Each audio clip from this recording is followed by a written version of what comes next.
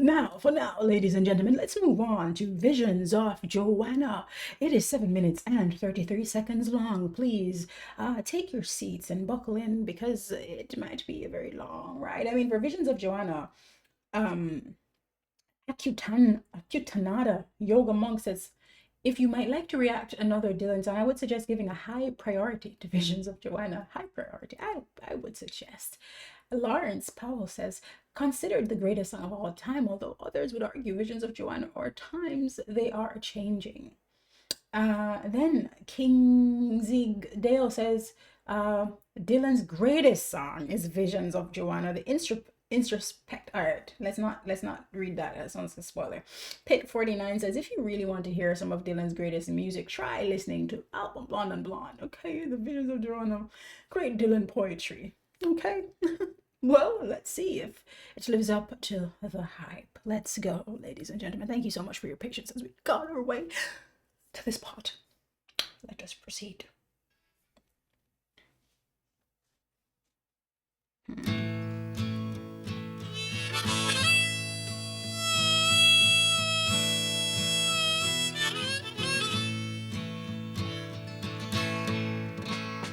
Ain't it just like the night to play tricks when you're trying to be so quiet? We sit here stranded, though we're all doing our best to deny it. And Louise holds a handful of rain, tempting you to defy it. Lights flicker from the opposite loft. In this room the heat pipes just cough. The country music station plays soft, but there's nothing, really nothing to turn off. Just Louise and her lover so entwined. And these visions of Johanna that conquer my mind.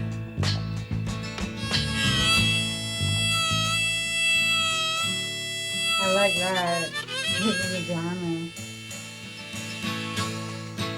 In the empty lot where the ladies play blind man's bluff with the keychain. And the all-night girls, they whisper of escapades out on the D-train. We can hear the night watchman click his flashlight, ask himself if it's him or them that's insane. Louise, she's alright, she's just near. She's delicate and seems like the mirror, but she just makes it all too concise and too clear that Johanna's not here. The ghost of electricity howls in the bones of her face, where these visions of Johanna have not taken my place.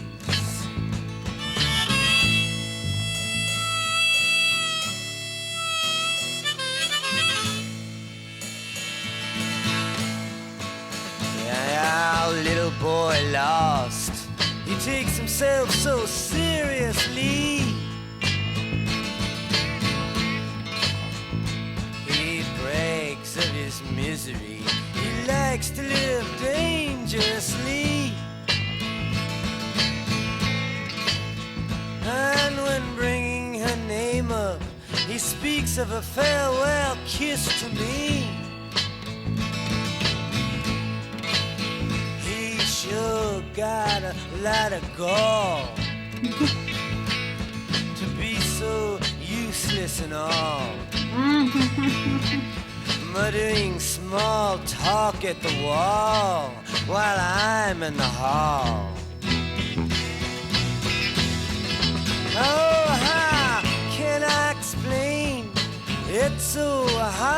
to get on. And these visions of Johanna, they'd kept me up past the dawn.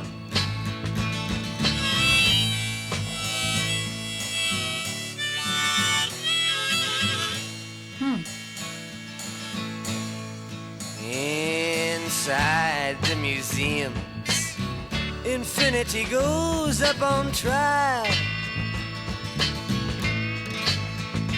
Voices echo, this is what salvation must be like after a while. But Mona Lisa must have had the highway blues. You can tell by the way she smiles. See the primitive wallflower freeze when the jelly-faced women all sneeze. Hear the one with the mustache say, geez, I can't find my knees. Oh, jewels and binoculars hang from the head of the mule. But these visions of Johanna, they make it all seem so cruel.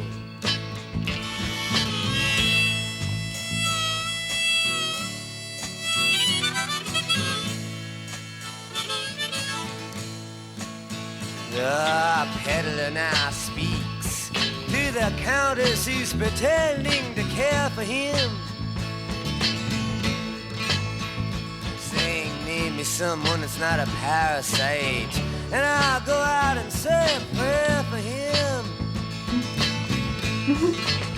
But like Louise always says, you can't look at much, can you, man, as she herself prepares for him. And Madonna, she still has not showed. We see this empty cage now corrode, where her cape of the stage once had flowed. The fiddler, he now steps to the road.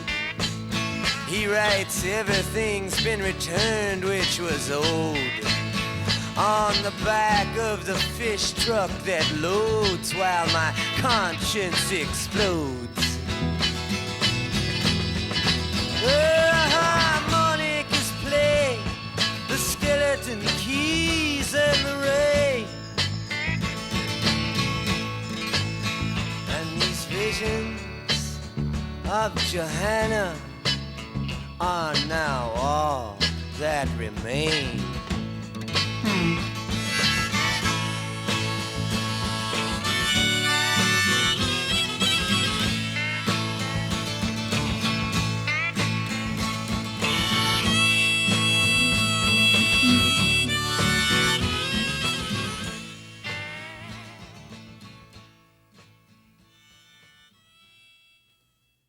Well, to begin, I want to say that I feel like I just got Desolation Road. So I am gonna go to the website and look at the lyrics, okay? First off, I love the instrumentation on this. I feel like every time we got like further and further into the song, there was like more surprises and more surprises. I At one point I was like, I have to find the instrumentals just for this with no lyrics so that I could just enjoy how dynamic the beat is. So really, really well done. I also, from what I can gather so far, appreciate that Visions of Johanna is kind of what ties these different ideas together, because it seems like a bunch of different things are happening. Yeah, so I love that the Visions of Johanna are what's kind of like holding everything together. It seems like he might have lost her, or he is in love with her and he keeps on thinking about her, and either it makes everything sweeter or it makes everything bittersweet or everything unpleasant. But now when we take a look at the lyrics, it will be better able to see what we're talking about, because I'm not going to tell you that I do understand all of it. Okay. Ain't it just like the night to play tricks when you're trying to be so quiet? Yes. The night is going to do its own thing. I'm interpreting line by line. We sit here stranded, though we're all doing our best to deny it. Yes. Yes. I think, well, let me see. I mean, I'm interpreting line by line, okay? So, for that part, I feel like it means that sometimes we are pretty, like, some of us are alone or stranded or whatever, and we all do our best to pretend like we're okay, even though we're not okay. And Louise holds a handful of rain, tempting you to defy it. Who's Louise? Why is she holding a handful of rain? That's also very visual and beautiful. Like beautiful visual writing, tempting you to defy it. An impossible thing asking you to defy it. Lights flicker from the opposite loft in this room. The heat pipes just cough. That's nice. That's pretty. The country music station plays soft, but there's nothing really, nothing to turn off. Just Louise and her lover, so entwined, and these visions of Johanna that conquer my mind. So for me, the first two are like just like it feels like just general life observations, and then this seems like an impossibility, and maybe this is just poetic writing. This here is like more, it seems more grounded in reality, right? Oh, choose Louise. It's Louise and her lover entwined. Is it? Louise. Louise end up down here, so okay. And these visions of Johanna that conquered my mind. So whatever it is that's happening, Johanna is at the center of his mind, despite all his musings. Johanna is taking over. Okay. In the empty lot where the ladies play blind man's bluff with a keychain and the all-night girls they whisper of escapades out of the D train, we can hear the night watchman click his flashlight. Okay, so this also is very visual. Asks himself if it's him or them that's really insane. I like that. Louise, she's all right. She's just near. She's delicate and seems like the mirror, but she just makes it all too concise and too clear that Johanna is not here. Oh, wait a minute. These visions of Johanna have now taken my place. So is it a case where he's with Louise and like, you know, he just doesn't really love her because he's thinking about Johanna. So he talks about kind of like how perfect she is. But at the end of the day, there's no Johanna. And so like she's like a mirror as the ghost of electricity housed in the bones of her face, where these visions of Johanna have now taken my place. So I guess, well, this is me. I don't know if I'm reading into it or if I'm thinking about it wrong, but like she's like a mirror where like, he'd see himself reflected in her, but these visions of Johanna is all he sees when he looks at her. All right, that's where I'm getting, okay? And again, the first three lines, visual and poetic, is what I'm getting. These first four lines. You know what I'm saying? Visual and poetic. In this room, so lights flicker from the opposite loft. In this room, the heat pipes just. So he's with her, but he can't stop thinking about this other person. And that's what I'm getting. Let's keep on going. Now, little boy lost. He takes himself so seriously. He sure got a lot of gall to be so useless and all, muttering small talk at the wall while I'm in the hall. How can I explain? Oh, it's so hard to get on, and these visions of Joanna that kept me up past the dawn.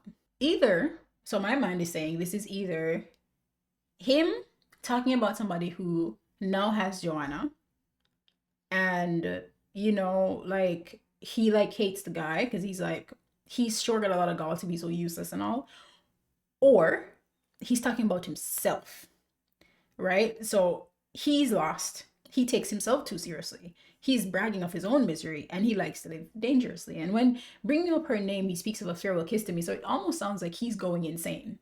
And then he says, muttering small talk at the wall while I'm in the hall. I mean, of course, you can do that if you're also in the hall, right? Talking to yourself. And like, he's also criticizing himself, calling himself useless. It's either that or he's talking about one other person or he's talking about himself. And these visions of Johanna, again, just keeps him occupied. All right, I'm gonna take this verse as to be him losing his mind. Then he says, inside the museum, infinity goes up on trial. Okay. Voices echo, this is what salvation must be like after a while. Hear the one with the mustache say, geez, I can't find my knees. Wait, is this like a painting saying this? Like I can't find minis. Of course you can't. Oh, jewels and binoculars hang from the head of the mule.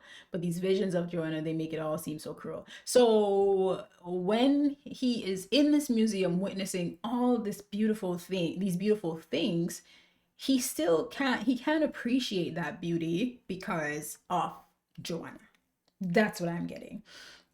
You know what I'm saying? So they're like all these beautiful like paintings in this museum where immaculate things like infinity going up on trial. However, that's pictured in a painting or a drawing or some carving. Probably infinity going up on trial means like like a painting or a sculpture seems everlasting, I guess. And so it probably goes up on trial because people are walking through the museum like breaking it down or scrutinizing it. Like that's what I'm getting from that. And then voices echo, this is what salvation must be like after a while, probably just because of the nature of a museum, you know? I don't know. And so, like, it seems like he's inside of a museum, kind of observing these things and breaking it down from his own perspective. And then he's like, "Oh, Jules and no." Then he's like, "But these visions of Joanna, they make it all seem so cruel. So none of this has any sort of meaning or beauty. It's all just terrible." And that's what I'm getting.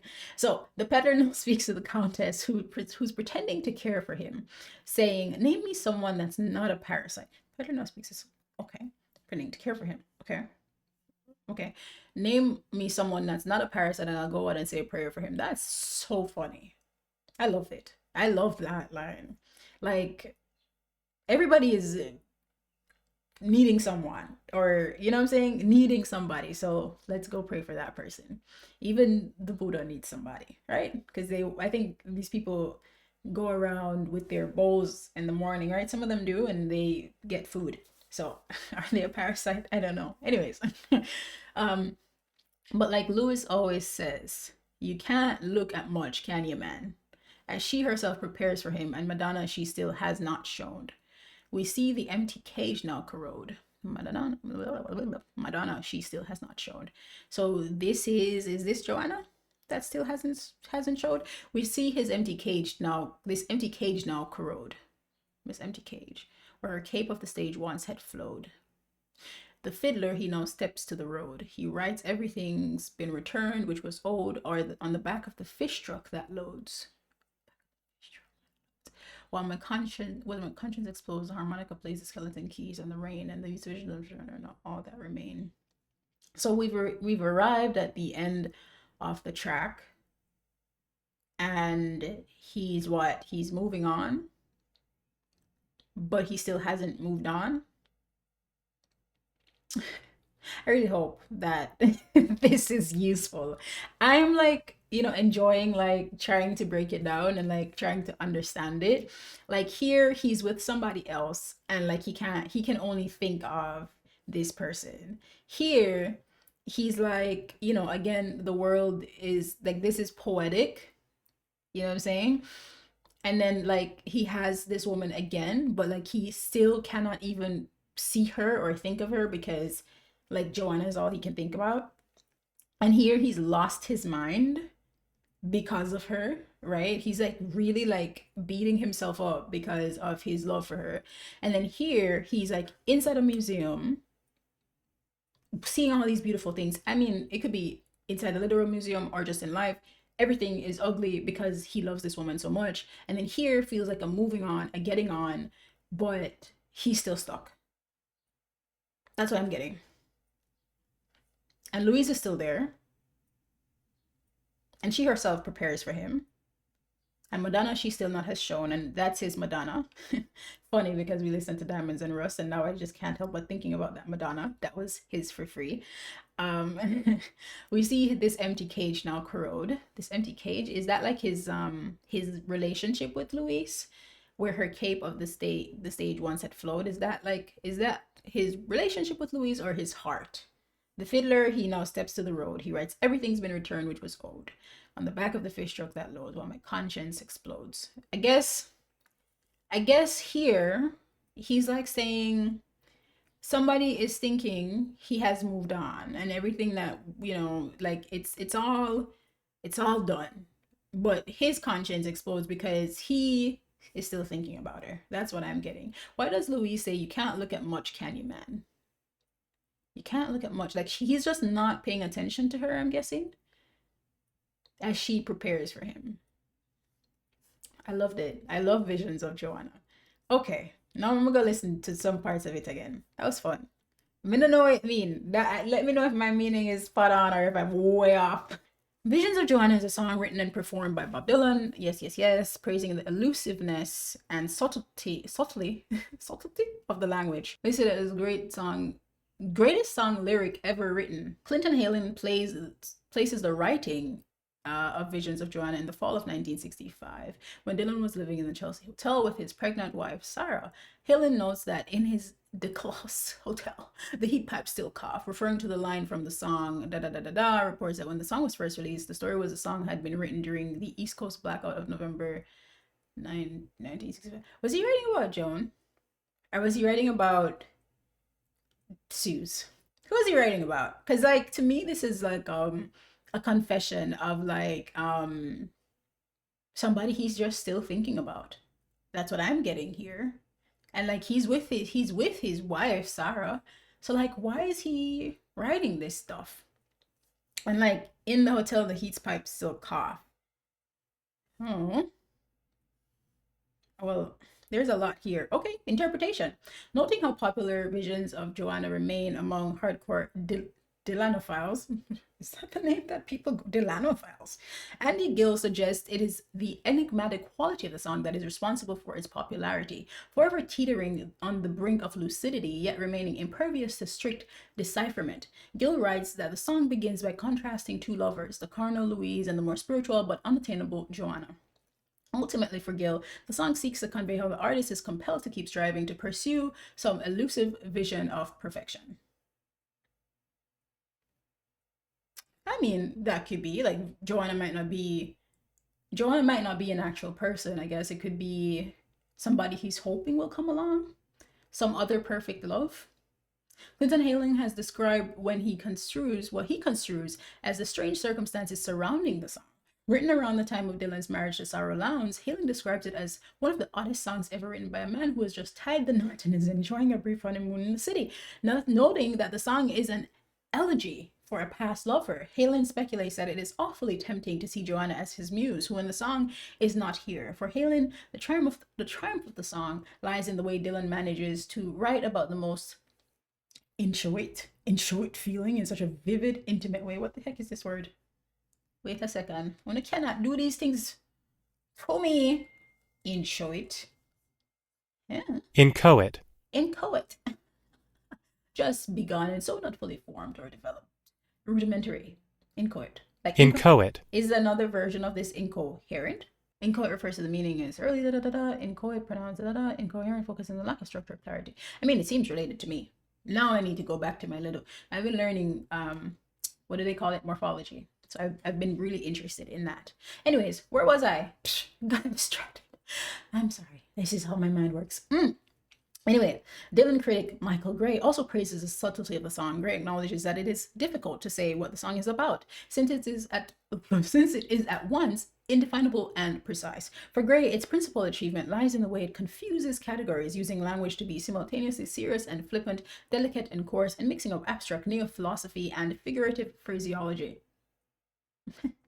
Academics, they're so interesting in the way they approach these things, eh?